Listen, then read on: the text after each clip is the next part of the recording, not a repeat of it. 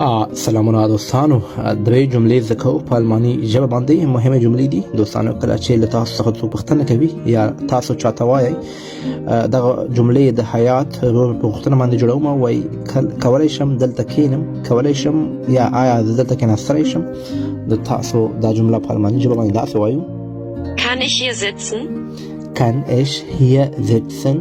کن مطلب کولی شم، اش زه هي دلته، sitzen وایي کښېناستلو ته، وایي کولی شم دلته کښېنم. که تاسو چاته وایي یا تاسو څوک وایي هو تاسو یا هو ته کولی شې، هو ته کولی شې، نو داسې وایو: Ja, du kannst.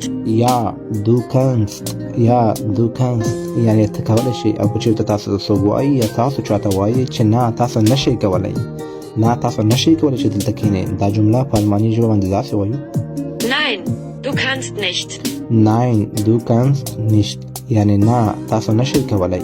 نو د دې جملې دي مهمه جملې دي، کولی شئ